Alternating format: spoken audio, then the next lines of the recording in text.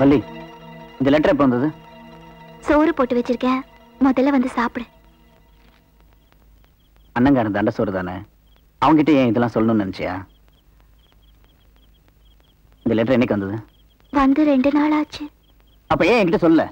ஆமா, சொல்லிருந்தா மட்டும் பெருசா கிழிச்சிருப்ப. ஏய் ஏய், என்ன என்ன ஏய், இந்த மாடு மேய்க்கிற வேலையெல்லாம் உன் தங்கச்சி கிட்ட வச்சுக்கோ. உருப்படியா ஒன்னாவது செஞ்சிருக்கியா? எங்க எங்க விரல் விட்டு என்ன பார்க்கலாம்? பெருசா பேச வந்துட்டேன். 3 நாளா மாமா உண்ணாவிரதம் இருக்காரு. அவர் மட்டும் இருந்ததா இந்த லெட்டர் அனாதையா கிடந்துக்குமா?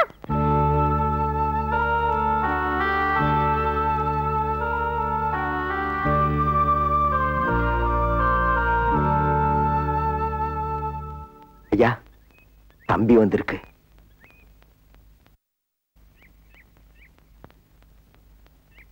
அப்பா, வள்ளியை பாக்குறதுக்காக ஆனமலை டவுன்ல இருந்து மாப்பிள்ளை வீட்டுக்காரங்க இன்னைக்கு வராங்களா? லெட்டர் வந்திருக்கு. ரொம்ப சந்தோஷம்பா. நீ இருக்கே, சம்மந்தம் சரியா இருந்தா பேசி முடிச்சுடு. இல்லப்பா, நீங்க உண்ணாவிரதம் இருக்கிறப்போ அவங்க இங்க வந்தா நல்லா இருக்காதுப்பா. நான் அவங்க கிட்ட போய் அடுத்த வாரம் வர சொல்ல போறேன். அதான் உங்ககிட்ட சொல்லிட்டு போலான்னு.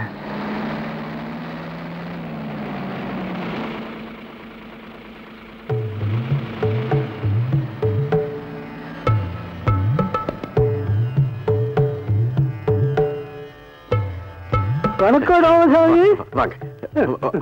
வணக்கம் வணக்கம், உட்காருங்க உட்காரு. எல்லாம் பேப்பர்ல படிச்சம்பா. ஈஸ்ட் இந்தியா கம்பெனியை மூட வச்ச நமக்கு இந்த வேலாயுதம் உள்ள கம்பெனி எந்த மூலைக்கு? இன்னைக்கு இருக்கிற தலைமுறைக்கு போராட்டமா இருக்கு. ஆனா நமக்கு அன்னைக்கும் சரி இன்னைக்கும் சரி போராட்டம் தானே வாழ்க்கை ராமசாமி.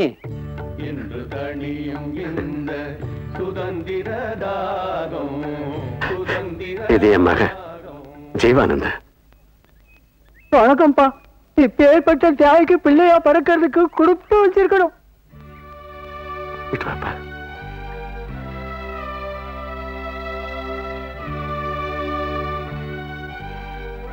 யாருக்கு புள்ளையா பிறந்தாலும் பிறக்கலாம், ஆனா இவரை மாதிரி தியாகிக்கு மட்டும் புள்ளையா பிறக்கவே கூடாது.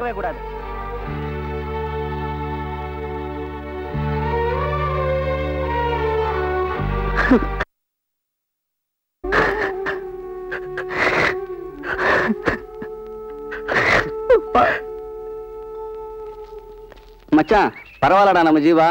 உண்ணாவிரத பந்தலுக்கு போய் அப்பா கிட்ட ஆசீர்வாதம் வாங்கி வந்துட்டான். தங்கச்சிக்கு சம்பந்தம் பேச ஆனமலைக்கு வர போறான். நம்ம ஜீவாவுக்கு வந்துருச்சு பொறுப்பு. அதனால பஸ் ஸ்டாண்ட் வரைக்கும் நடந்து போன நினைச்சா நமக்கு வருது வெறுப்பு. ஏன்டா மாப்ள பஸ் ஸ்டாண்ட் வர நடக்கிற? கைய காட்டினா பஸ் நிக்குது. நாம யாரு? உட்கார இப்படி. மச்சான், அங்க கவனிச்சிங்களா புள்ளிங்களா துணி துவைக்கிறத? ஓகே, பஸ்ஸுக்கு பஸ் ஆச்சு, சைட்டுக்கு சைட் ஆச்சு. பாத்து மச்சி, உன் தங்கச்சி அங்கதான் துணி துவைக்குது. அதனாலதான்டா நான் வந்தேன். என்ன மச்சான், பஸ் வரும்னு பார்த்தா போலீஸ் ஜீப் வருது. பரவாயில்ல மச்சான், நம்ம ஜீவா இதுலயே ஏத்தி அமைச்சிருவோம். சிஸ்டர், இங்க ஜீவாங்கிறது யாரு? ஜீவாங்கிறது யாருன்னு கேட்கறேன்ல. நான் தான். வா ஸ்டேஷனுக்கு. போலீஸ் ஸ்டேஷனுக்கா? எதுக்காக? வயசு பொண்ணை கையை பிடிச்சி எடுத்தா போலீஸ் ஸ்டேஷன் கூப்பிடாம விருந்துக்கா கூப்பிடுவாங்க.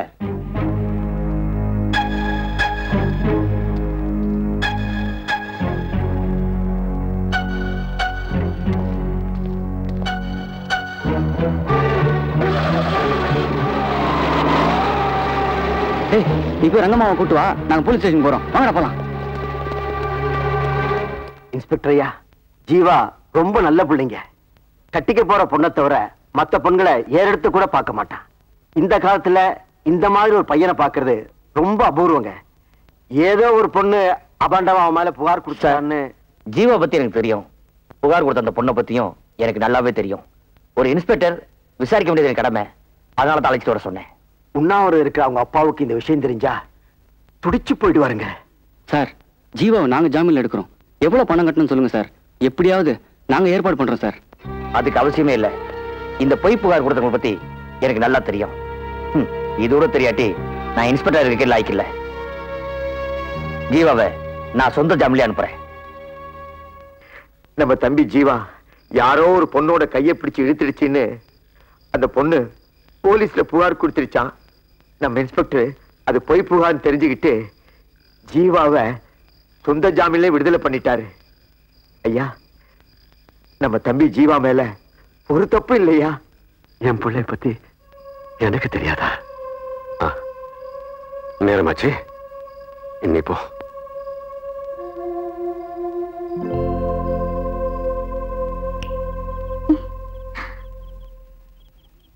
அண்ணா வாங்கண்ணா சாப்பிடலாம். நான் தியாகு வீட்லயே சாப்பிட்டுட்டேமா. தியாகு வீட்டுல தான் எல்லாரும் ஊருக்கு போயிருக்காங்களே. சாப்பிட்டேன்னா அதோட விட நீ சாப்பிட்டு படுத்துக்கமா.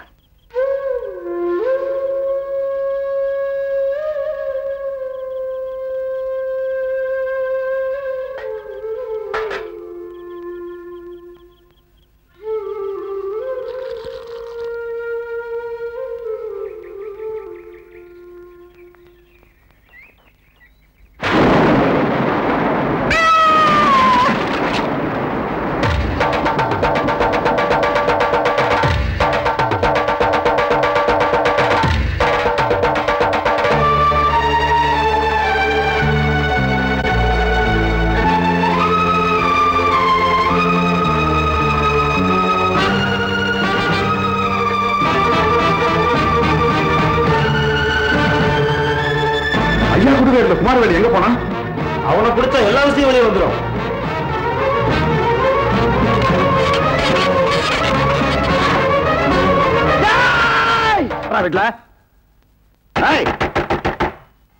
வீட்டுல புரியல.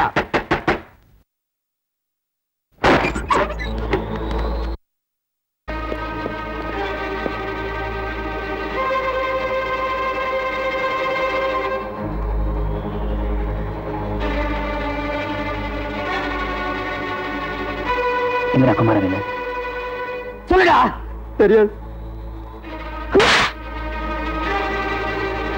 எங்கடா உன் தம்பி? தெரியாது. அப்பாவை அடிக்காதீங்க மாமா. குமாரவேலு சித்தப்பா ஆத்தங்கர கூட சரியாக்கு.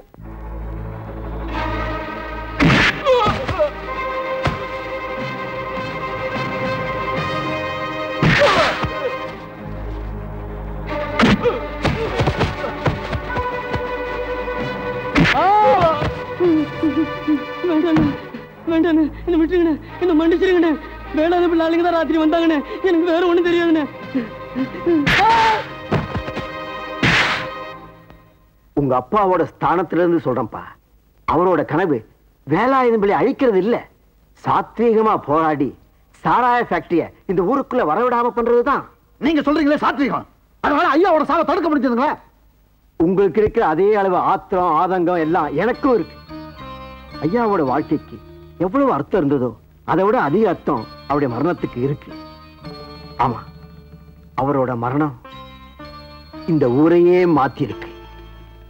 ஆத்திரம் உங்க கண்களை மறைக்கிறதுனால இதெல்லாம் உங்களுக்கு தெரியல.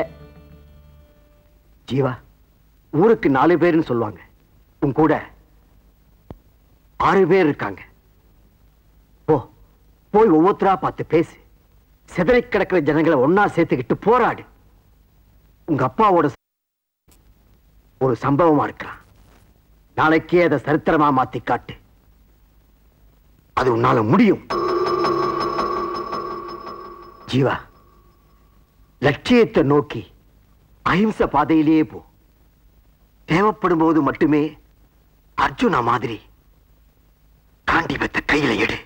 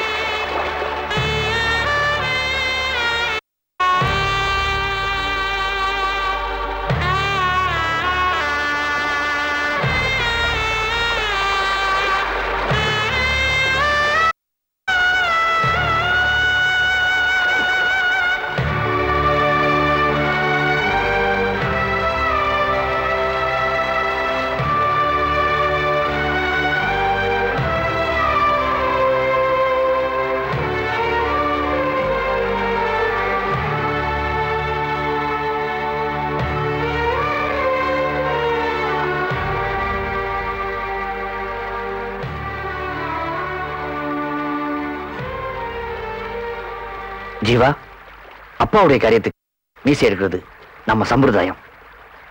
இதெல்லாம் வழக்கம் தம்பி. எங்க அப்பாவோட லட்சியம் எப்ப நிறைவேறுதோ அப்பதான் அவரோட ஆத்மா சாந்தி அடையும். அப்ப நான் என் மீசை எடுத்துக்கிறேன்.